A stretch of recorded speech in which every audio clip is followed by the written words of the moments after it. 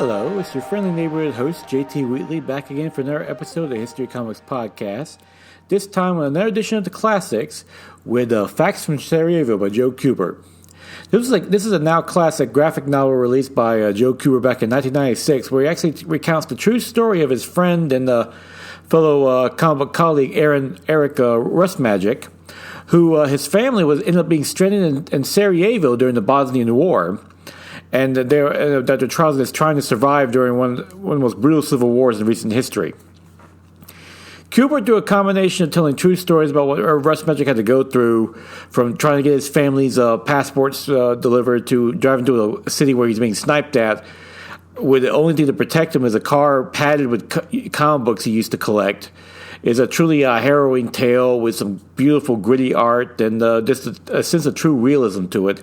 To truly show that Kubert, even in his later years, was still a master in the field of storytelling and ability to just tell these gritty stuff. And of course, his art at this point has really matured to there's a real grittiness to it. So when you see the tragedy of Sarajevo and the concentration camps and so forth, it truly does hit you.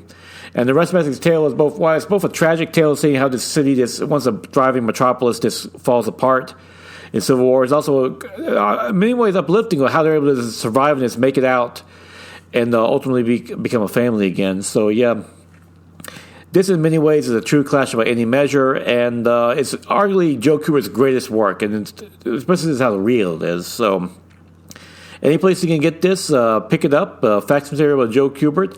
That, by any measure, is a true classic. And now is February 11th, 2021. Time for the favorite comic of the week.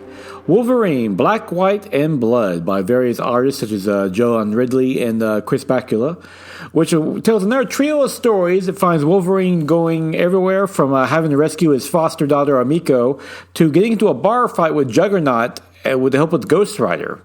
This is once again another fun trio of stories that gets to the heart of Wolverine and everything else is about.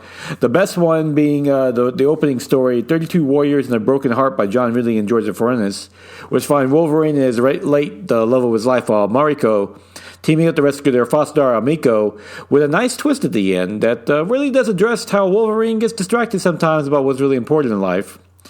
All in all, yeah, since the X-Men comics, though, John Hickman's doing some really exciting work with the crazy stuff they're doing with the whole Krakoa storyline and so forth. They are a bit heady at times, so this series right here, Wolverine Black, White, and Red, gets back to nice, crisp Wolverine stories of him kicking some butt. And, of course, the art is fantastic because you just have black and white with that bloody red. But and there's those nice such as in the middle story, Burn, where he gets into a fight with Juggernaut. Juggernaut is also depicted in his red coloring as well.